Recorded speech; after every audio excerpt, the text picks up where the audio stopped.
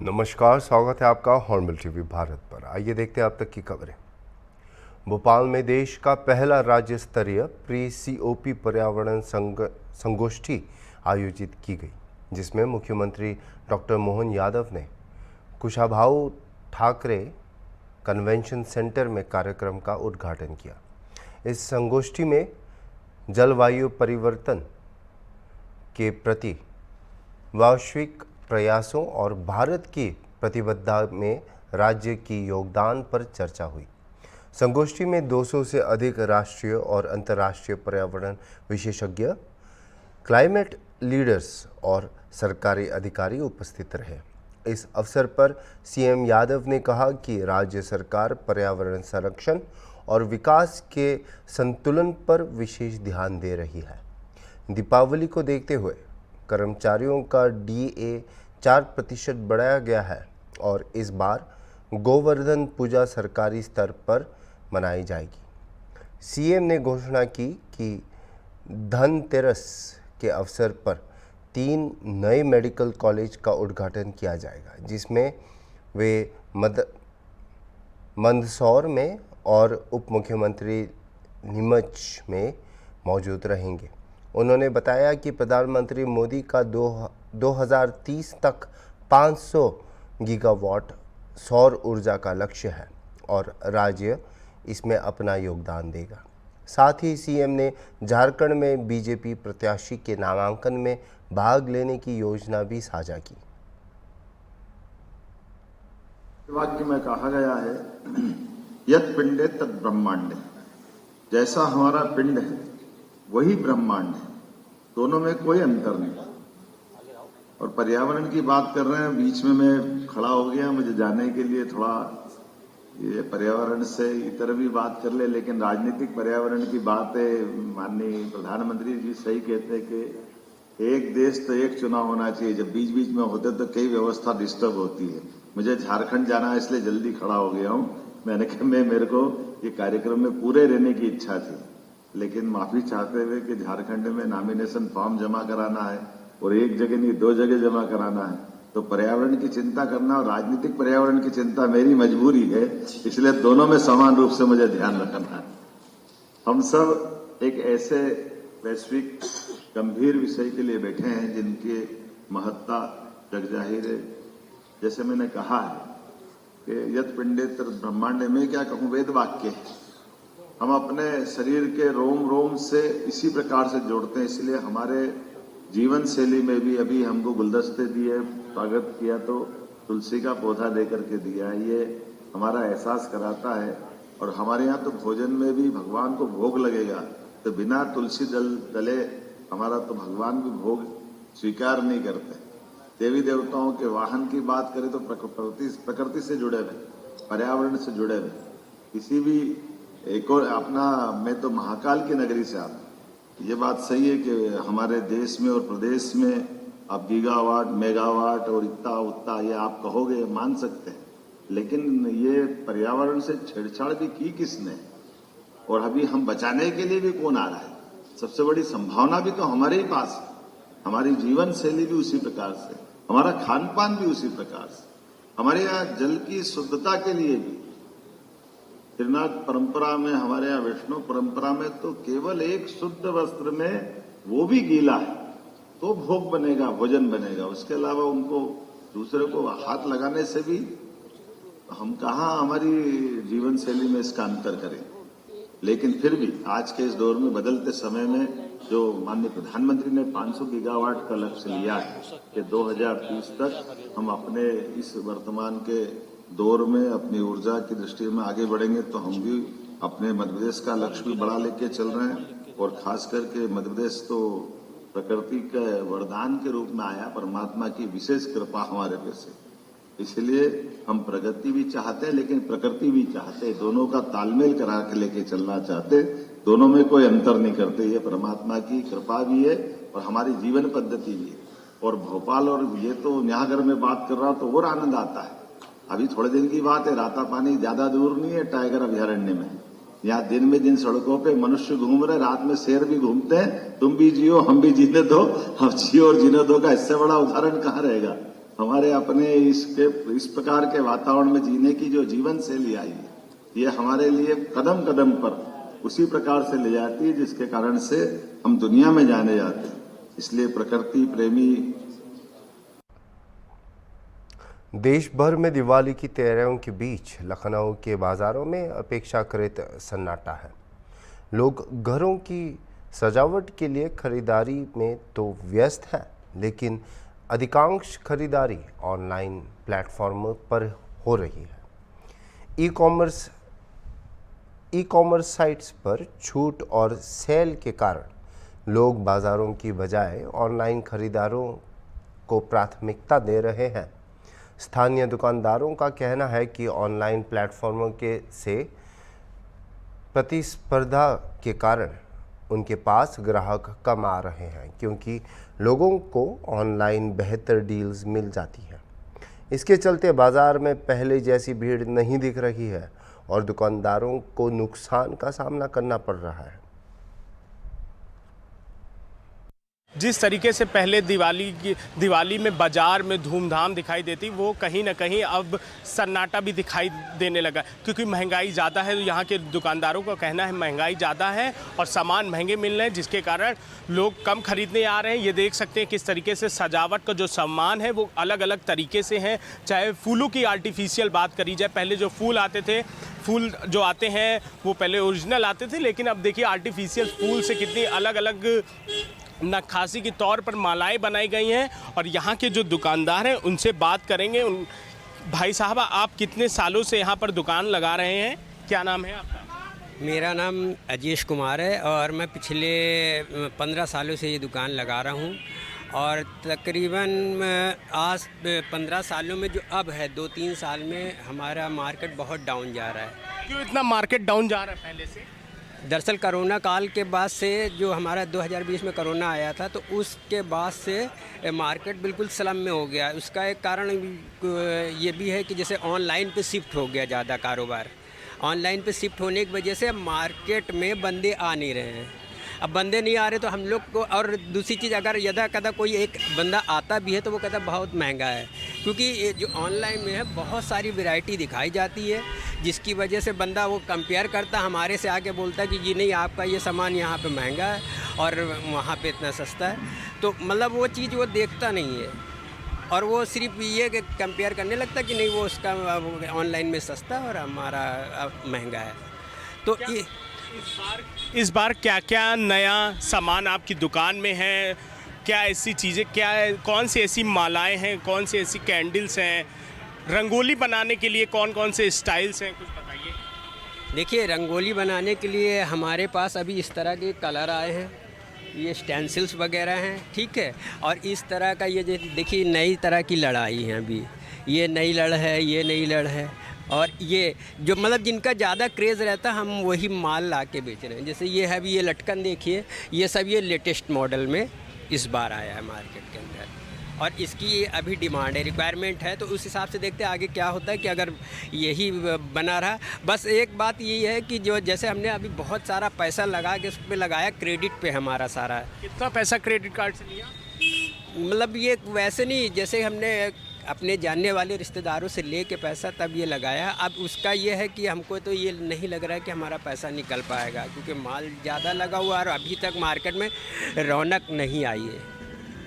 ठीक है सर, ये देखिए बिल्कुल साफ तौर पर जो दुकानदारों का कहना है कि डिजिटल ऐप्स के थ्रू, ऑनलाइन के थ्रू जो सामान दिखाए जाते हैं एडवर्टाइजमेंट के द्वारा, और वहाँ सस्ते मिलते हैं, इसलिए लोग दुकानों पर कम आते। कुछ लोग और हैं जो यहाँ पर लाइटें बेच रहे हैं, उनका क्या कहना है? क्यों भाई साहब, आपकी दुकान कैसी चल रही है? कितने सालों से आप लोग लगा रहे हैं? हम लोग 10-12 साल से लगा रहे हैं। अब दुकान कैसी चल रही है? तो कुछ सन्नाटा, मार्केट में दम ही नहीं है। क्यों सन्नाटा है? दिवाली आने वाली है, 2 दिन बाद है, बाज़ारों में जब पब्लिक को सैलरी नहीं मिलेगी तो कहाँ से खरीदेगी पब्लिक? सैलरी भी तो आना चाहिए। पहले दुकानदारी अच्छी होती थी। हाँ, दुकानदारी बहुत बढ़िया होती थी। कब से सन्नाटा आने लगा है आपकी दुकानदारी? ये 2014 से आने लगा है। 2014 से क्यों आने लगा सन्नाटा? क्योंकि पब्लिक की जेब में सब लेकर चल रहा है, मोबाइल, पैसा दिखाई दे नहीं रहा है, सब बैंक में जमा हो रहा है। क्या इस बार नया आपके पास लाइटिंग है? कौन सी ऐसी लाइट है जो इस बार लॉन्च हुई है आपके पास? कोई इंडियन लाइट है, चाइनीज? इंडियन है, सब इंडियन है। सब इंडियन। कोई आप दिखाइए नया, इसमें क्या खासियत है ऐसी? ये इंडियन वालों बनाया हमने, बेच ये देखिए वाले का खाली जलती वाली।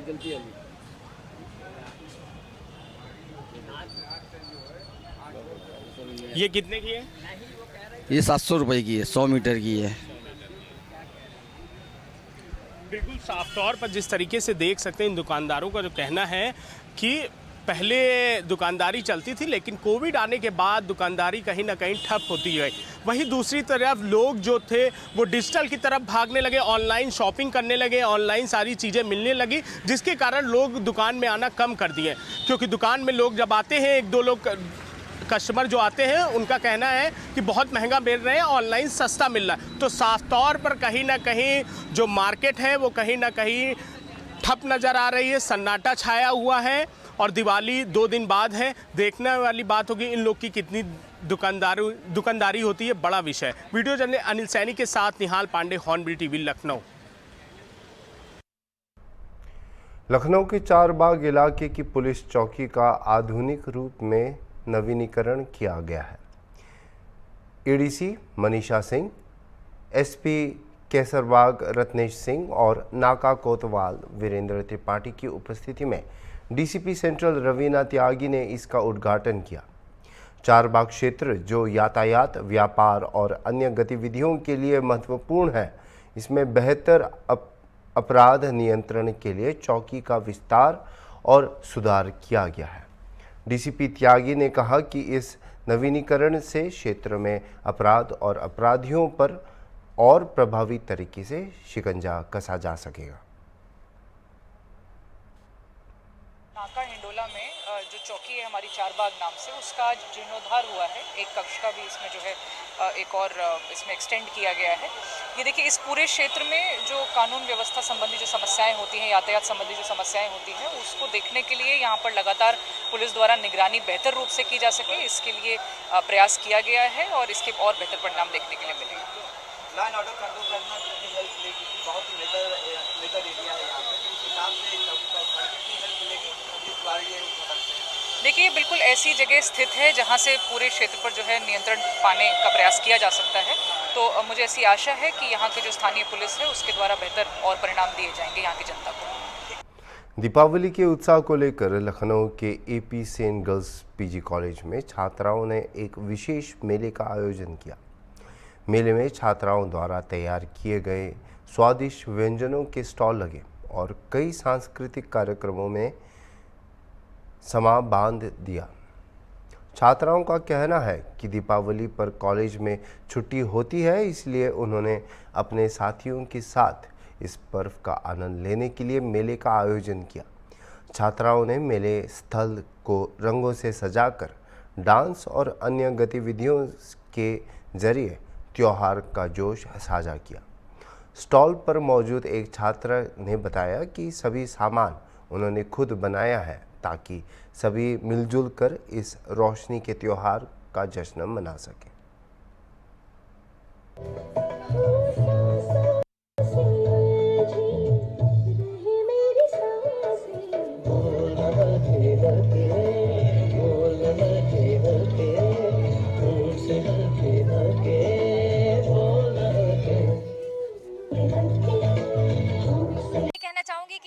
स्टॉल के माध्यम से हमारे कुछ बच्चे हैं जो एंटरप्रेन्योरशिप स्किल उनके अंदर है और उन्होंने अपना स्टार्टअप डाला है। तो हमारे यहाँ एक स्टॉल लगा है जिसमें बच्चे ने खुद टी शर्ट मंगा करके उसको प्रिंट करके यहाँ पर वो सेल कर रहे हैं और उनका अमेजन और अदर जो सोशल मीडिया साइट्स है उसके थ्रू वो सेल करती हैं। उनका खुद का अपना भी सेल है।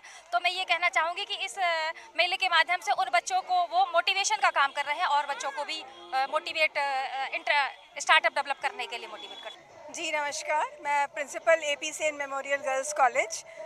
आज हम लोग यहाँ दिवाली मेला सेलिब्रेट कर रहे हैं। शासन की तरफ से यहाँ कल्चरल क्लब की भी स्थापना है। एनसीसी और एनएसएस सब में कुछ ना कुछ थीम दी गई थी। इसके अतिरिक्त मिशन शक्ति का फेज़ 5 भी चल रहा है। तो आज ये सब मिलजुल करके हम लोग ये कार्यक्रम कर रहे हैं। इसमें हमारी थीम है ये दिवाली माय भारत वाली। और इसमें क्योंकि मिशन शक्ति का फेज़ 5 है, इस वजह से हम लोगों ने ये दिखाने का प्रयत्न किया है कि महिलाएं किसी भी क्षेत्र में पीछे नहीं हैं। महिलाओं की आत्मनिर्भरता को प्रदर्शित करती हुई हमारी बहुत सारी स्टॉल्स हैं यहाँ पर। आप देख रहे हैं जो दिए की स्टॉल है, ये भी बच्चों ने ही पेंट किया है। इसके अतिरिक्त ये झालर वगैरह हैं, सब अभी देखा होगा आप लोगों ने। फिर सिलाई, आत्मनिर्भर बनने के लिए बच्चों ने ब्लाउज़ वगैरह सिले हैं, वो सब यहाँ हम लोगों ने प्रदर्शित किया है। और इसी बहाने महिलाएं स्वावलंबी भी हो रही हैं। यही हमारा प्रयास था आज के इस मेले का। यही कहना चाहूँगी कि ये दीपावली महापर्व के अवसर पर ये छात्राओं के द्वारा बहुत सारे विविध रंगारंग कार्यक्रम हुए। और दीपावली है ये कि दीपोत्सव, जो अगर किसी प्रकार का भी अंधेरा है, अंधेरे को दूर करना और रोशनी लाना, ये इस त्यौहार का मेन मतलब उद्देश्य होता है। तो सारे बच्चियाँ आज खुशी खुशी अपने मन के अंदर जो थोड़ी बैर भाव है वो सबको मिटाकर आपस में दीप प्रज्वलित कर रही हैं, रोशनी कर रही हैं, गले मिल रही हैं। और ये जो स्टॉल्स लगे हैं, इनके द्वारा अपने हाथों से बनाई, अपनी मेहनत से एक दूसरे को हम लोग खिला रहे हैं और अच्छे से त्यौहार को मना रहे हैं। अगर हम इस तरह से एक साथ एकजुट होकर सेलिब्रेट करते हैं, कोई भी फेस्टिवल है कुछ, तो एक आपस में जो बॉन्डिंग होती है, और हम मेरे ख्याल से अगर महिलाएं इसको आगे वो करें, बॉन्डिंग वाला जो हम कहते हैं ना कि आपस में एक परिवार बिखर रहे हैं, तो जोड़ने का काम इसी एक मैसेज है कि हम लोग आपस में मिलजुल कर हर त्यौहार मनाएं, हर चीज़ को सेलिब्रेट करें उसी उत्साह के साथ में। तो ये हमारे college AP Sen PG college में दीपावली महोत्सव के लिए लगा हुआ है। यहाँ पे सभी प्रकार के स्टॉल लगे हैं, खाने के, पीने के, और मैंने कॉस्मेटिक का लगाया हुआ है। कॉस्मेटिक का इसलिए मैंने लगाया क्योंकि वैसे तो सभी लोग दिखने में ब्यूटीफुल है, मगर ये हमारी सुंदरता को और बढ़ाते हैं, इसलिए मैंने ये लगाया। हाँ, इसकी थीम हम लोग ने बेसिकली दिवाली रखी थी और इसके अकॉर्डिंग हम लोगों ने डेकोरेशन भी करा हुआ है। हम लोग ने बच्चों को बता रखा था कि कैसे फेस्ट रहेंगे, आपका मतलब कैसा रहेगा, पूरा डेकोरेशन होना चाहिए, हाइजीन, पूरा हम लोग ने इंस्ट्रक्शन दिया था। थीम बेसिकली हमारी दिवाली ही थी। किस तरह से सेलिब्रेट कर रहे हैं दीपावली से पहले? हम लोगों ने दिवाली से पहले कॉलेज में इसलिए सेलिब्रेट किया क्योंकि ऑब्वियसली हमारी छुट्टियां पड़ जाती है, तो कॉलेज भी हमारी लाइफ का एक बहुत इंपॉर्टेंट पार्ट है, तो इसलिए हम लोग ने यहाँ पे भी सेलिब्रेट किया। इसमें हम लोगों ने फेस्ट लगाया, मतलब शॉप्स लगाए, स्टॉल्स लगाए हैं, और डीजे का यहाँ पे सब है इंतज़ाम। और उसके अलावा हम लोगों ने डांस, रंगोली कंपटीशन हुआ था, दिया डेकोरेशन हुआ था, मेहंदी वाला हुआ था सब। तो हम लोग ने डिफरेंट कॉम्पिटिशन्स के थ्रू कर। जैसे फीमेल से क्या अपील करना चाहेंगे, कैसे दीपावली सेलिब्रेट करें? लाइक जैसे कि हम लोग दिए जलाते हैं, सब कर रहे हैं, अच्छे से सेलिब्रेट करें, तो ये जो दिवाली एक तरह से वुमेन एम्पावरमेंट में भी बहुत अच्छा रोल प्ले करता है कि कैसे यहाँ पे नारी शक्ति को कैसे हम लोग बढ़ावा दे सकते हैं। आजकल इतना चल रहा है यहाँ पे, तो जैसे हम लोग दिए जलाते हैं वैसे ही अंदर की हम लोग अपनी नारियों को जगा के और अपना सेल्फ डिफेंस वगैरह अपना स्ट्रॉन्ग कर सकते हैं, ऐसे हम लोग सेव कर सकते हैं। अवेयरनेस जी, आज हमारे जो कॉलेज में, महाविद्यालय में दिवाली फेस्ट लगा है, जो कि हमारे गुरुजनों और शिक्षकों के द्वारा करा गया है। और इस दिवाली फेस्ट में बच्चे अपना पहले से दिवाली का वो सब सामान ला के सजा रहे, जो हम लोग ऑलरेडी यूज़ करते हैं। और पहली तरह से 2 दिन पहले कि हम एक दिवाली, छोटी दिवाली इंजॉय कर रहे हैं अपने कॉलेज में, तो हम लोगों ने ये छोटा सा प्लान किया महाविद्यालय में, जो कि हमारे टीचरों के लिए काफ़ी है, हमारे पेरेंट्स के लिए हो गए और हमारे जितने भी भाई बहन लोग हैं उन सब के लिए। और एक छोटा छोटा स्टॉल भी लगाए ताकि खरीदे और खाए, एंजॉय करें।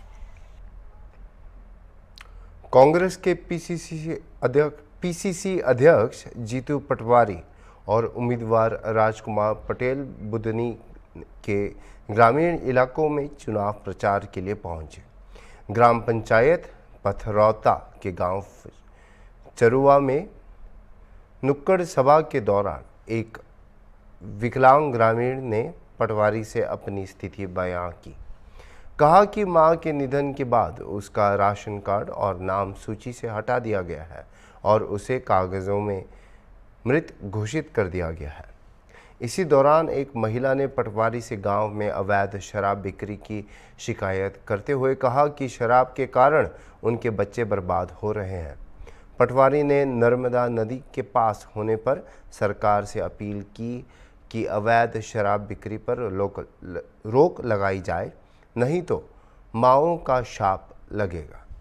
जब मीडिया ने नर्मदा से अवैध रेत खनन और बेरोजगार मजदूरों के मुद्दे पर पटवारी से सवाल किए तो उन्होंने राज्य पर निशाना साधते हुए कहा कि चुनाव के बाद वे खुद अवैध खनन रोकने के लिए धरने पर बैठेंगे। वहीं बीजेपी नेता कृष्णा गौर ने पटवारी की अपील को कांग्रेस का राजनीतिक खेल बताते हुए कहा कि चुनाव बाद अवैध गतिविधियों पर कड़ी कार्रवाई की जाएगी। हर बार का नारा यही होता था, हम गरीबी मिटाएंगे, गरीबी मिटाएंगे।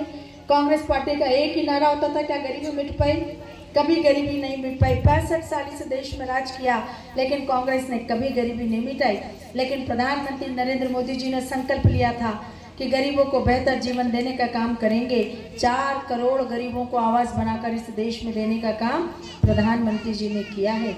और सिर्फ इतना ही नहीं, हमारी वो बहनें जो गांव में चूल्हा पे लकड़ी जलाकर, चूल्हा जलाकर धुएं में खाना पकाती थी, उज्ज्वला की रसोई गैस पहुंचाकर उनकी धुआं मुक्त रसोई करके एक स्वस्थ जीवन देने का काम हमारे प्रधानमंत्री जी ने किया। 12 करोड़ उज्ज्वला की रसोई पूरे देश में कोई कल्पना कर सकता है?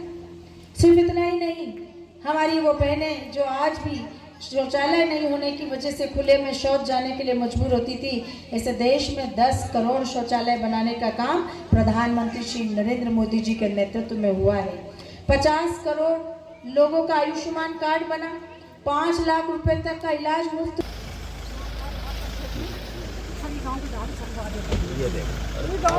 ये बोझ लो, ये देख लो। हाँ बताओ, क्या बोलना चाहते हो? बताओ। ये गाँव की दारू है ना, बंद करो। दारू गांव भर में दारू निकले झाको। इस पे बोलो, ये हाँ। इस पे बोलो कि दारू बंद करो। क्या दारू बंद करो यहाँ की? आदरणीय मोहन यादव जी, आदरणीय शिवराज जी, ये बहन मेरे को देख के दौड़ के आई है और ये कहती है कि भैया दारू बंद करवा दे, मेरा बेटा नशे में लिप्त है। नशेड़ी प्रदेश बना दिया। लगा लगा परेशान हो रही है कि गाँव में पुट न जाके फिर रोटी बना रहे, रोटी मेल दे लो, जाके दारू पी जा रहे।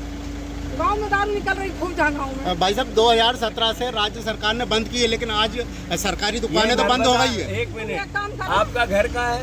ये नर्मदा मैया का है।